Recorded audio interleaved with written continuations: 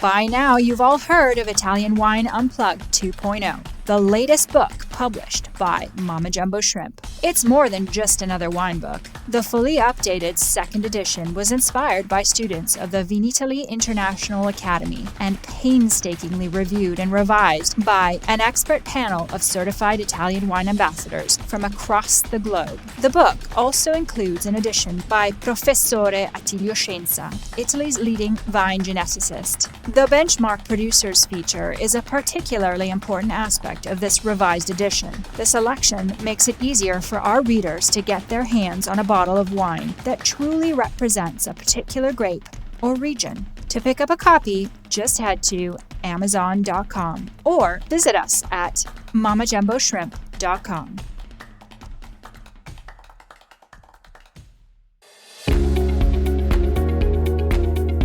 Italian Wine Podcast, a Wine2Wine Business Forum 2021 media partner, is proud to present a series of sessions highlighting the key themes and ideas from the two-day event held on October the 18th and 19th, 2021. This hybrid edition of the Business Forum was jam-packed with the most informed speakers discussing some of the hottest topics in the wine industry today. For more information, please visit wine2wine.net and tune in every Thursday at 2 p.m. Central European Time for more episodes recorded during this latest edition of Wine2Wine Business Forum.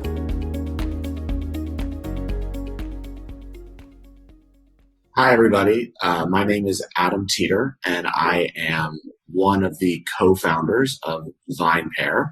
And I'm joined today by Josh, who is my co-founder in VinePair. For those of you who are unfamiliar with VinePair, VinePair is the most read publication about wine, beer, and spirits in the United States. We reach over 32 million people every single month, and we are a digitally native publication. So we don't do any print. Everything is digital, whether that's audio, video, or written. And so today what we're going to do is share why you should be investing in your marketing campaigns digitally with digitally focused publishers. So while there are lots of great publishers out there, we don't have access to their data. We only have access to ours. So that's what we're going to share with you in order to present these case studies. But, you know, there are lots of great partners you can work with. We're just presenting the data that we have so that, you know, we can actually show you true scale. That's why you're just seeing campaigns that we've run in the past. So I'm going to go ahead and share my screen and we're going to start the presentation. This entire presentation today is all about why you should be investing in native digital content. As I will explain and Josh will explain as we move forward, right? What we mean by native digital content is it's content that's being created specifically for the digital space. So whether that's articles, videos, audio, infographics, etc. This is content that really exists digitally that you can access via your computer, your phone, your tablet, etc. While different marketing campaigns have different goals, right, they all share one thing in common, right? And that's that it runs, people did or didn't see it, and that's a wrap. What I mean by that is when it comes to campaigns you might run on television or in print, right, once that campaign has run, so once your full page ad in a magazine runs, maybe it winds up in the doctor's office, and people can see it that way. But for the most part, after that campaign runs, it's over. You don't really know who saw it. There's not a lot of data there for you to be able to tell. Was it seen by 10 people? Was it seen by 2,000 people? You don't really know if they took action after seeing that ad. And there's no long-term life of that ad, right? The magazine gets recycled, hopefully. The television ad is never seen again unless, I don't know, someone maybe DVR'd the television program you were watching or the Juventus match that you were checking out because there was a great play in the middle of it, right? And so maybe that ad is seen again. But for the most part, once those ads run, they're done.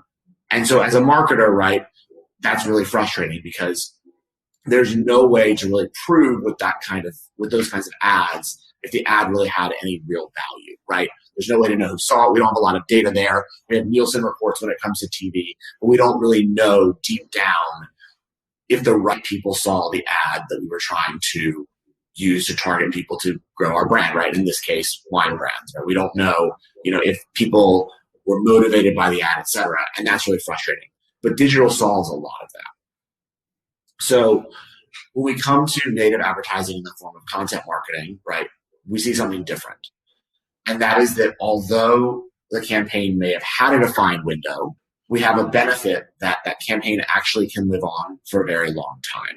And so what do I mean by that? Well, first, during the window of that campaign, there is the possibility to be very active in the strategy of that campaign, in the optimization of that campaign. So headlines can be changed, images can be changed. We can really look in real time to say, is the audience we want to reach on the digital publishing platform we're working with reaching the right audience, right?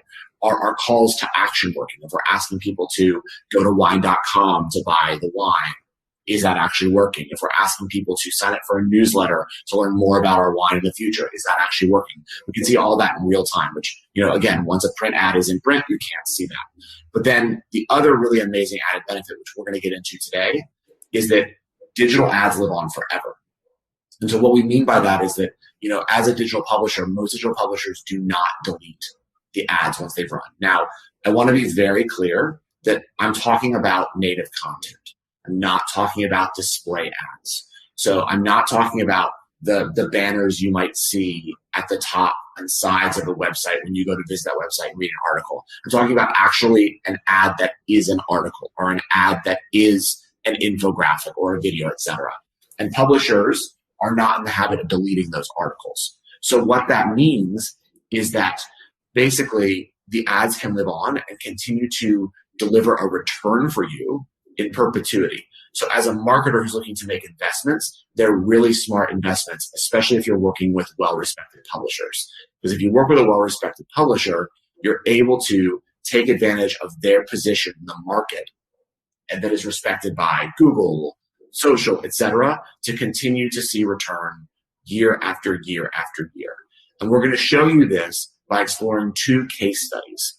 One is a case study that looks at a Barolo-centric native advertising campaign that Fontana Fredo ran with us in 2016 that is still delivering returns. And the other is a campaign that we're currently running with Ian J. Gallo around an audio podcast. Again, to just continue to illustrate how much you're able to see continued return even after the campaign has reached its life cycle, right? So again, thinking about this from a print ad, you might buy a print ad in a publication in July, and that's when the ad ran. Well, in this case, you might have, had something you were trying to promote in July of 2016. But then that ad continues to deliver returns in August, in September, in October, in November, et cetera, on and on and on. So I'm going to explain a little bit about this campaign, and then I'm going to let Josh actually go into the analysis of the data. So if we look at case study number one, right, we're going to look at this campaign that Fontana Fredo ran with us in 2016. So they came to our partnerships team and said, hey, we want to raise awareness of Barolo for our younger generation of wine aficionados. So we want to use an article as a way to, educate millennials, who are the vast majority of VinePair readership, about Barolo. So in order to solve this problem, we created an article that was really a guide to everything you need to know about Barolo as a young wine drinker, and we used Fontana Fredo as the example in every situation, right? So we kept pushing Fontana Fredo's wines throughout this article that was really an intro to Barolo, right? So they paid for the intro to Barolo, which weaves them through that entire intro, right? So it continues to reinforce Fontana Fredo as a really amazing wine for people who are interested in drinking Barolo. But it also provided value, right? So you did learn a lot. Besides just learning about Fontana Fredo, you learned a lot about Barolo in general, right? So it serves two purposes, and that's why this article continues to perform well today. So post-campaign, right, because of our sort of position as a respected publisher, the article took a top position in Google search results on the first page when you search for Barolo. Josh, you correct me if I'm wrong, I believe it's either first or second at this point in time. So now, throughout 5 years later, anytime someone in the United States is looking for Barolo and looking to learn about Barolo and searching for Barolo, there's a huge possibility that they land on this article, which is in fact an ad, where they learn about Barolo, but they also learn about Fontana Freda. So if you think about that in terms of an investment, the returns are insane, right? Because you are continuing to gain returns on an article that you bought with a budget you had in 2016. So that's why advertising digitally is so interesting, because you can really think about the digital campaigns you're running as much more long-term investments than just, this is the budget I have for this year, I need to spend, with my beautiful photo shoot, et cetera. You can continue to see returns year after year after year. So I'm going to let Josh jump into the data around this to really illustrate the point I'm making. Yeah, so what this chart shows is the cumulative number of people who have ever read this article. So as you can see, back in October of 2016, the article was published while we were working on another part of the campaign with Fontana Freda. As part of that campaign, we produced an event for them in New York City to, again, bring in that demographic. And around then, that was the window sort of Adam was talking about of when it was published, pushed to an initial audience. And I should also stress, we were only about 2.5 years old at that point. We were a much smaller publisher back then. So what you see, though, over time is a very steady, relentless rise, month after month after month, for almost 5 years, of people continuing to find this article, read it, and go down, get their introduction to Barolo in being framed by Fontana Freda. So to this day, the article ranks on the first page for dozens of really high-value search queries, from Barolo wine, like learn about Barolo, on and on and on. And as you can see in the chart, it is very, very steady. It just keeps rising.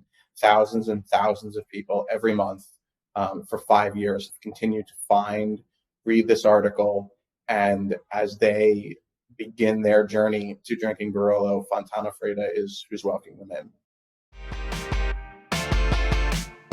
Are you enjoying this podcast? Don't forget to visit our YouTube channel, Mama Jumbo Shrimp, for fascinating videos covering Stevie Kim and her travels across Italy and beyond, meeting winemakers, eating local food, and taking in the scenery.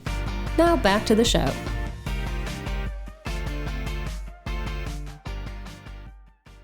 And so again, just to stress here, this is results you'll see when you work with established publishers like us, like other people in the space that have this sort of editorial authority that is then recognized and allows these articles to continue to deliver value year after year after year. So cumulatively, what's really amazing, right, is that this has been read by almost 250,000 people since this article was published. That's insane results. Those are specific numbers that we can give that you can't get from a print ad or from a commercial, right? So we don't know how many people actually watch the commercial that you might have read, you might have paid for. Or yeah, and it's a good thing to sort of frame this number in that, remember, these people aren't looking at a banner ad. If this was a banner ad, we could have those are numbers you can deliver overnight if you have scale. But this is people who actually sat down and spent time, minutes, to read an article. Much, much higher impact and much more difficult to see the kind of scale you're seeing here. Yeah. Versus, again, a display ad, sure, you can spend, a really untargeted CPM, a couple bucks, and blast out 100,000 of display impressions that no one will remember the next day. Whereas this, someone spent, again, the time to read this and really dig into the topic. So I think, it's important for you as marketers to really think about it as, and we'll illustrate this in the next example as well, in the next case study. But, if you look at this growth chart, this is what we see with the majority of campaigns that we run on VinePair. We obviously wanted to do Fontana Freda because it is, it's a campaign that ran so long ago that we wanted to show that even since 2016, it continues to deliver results. But that also, you can see that these really are investments. And I think as marketers, as we're moving more digitally, it's important to start really thinking that way. I think, we used to be taught that like everything was campaign focused. It was like, we have a year-long campaign and then we strategize for the next year and we scrap everything we've done and we move on to something different.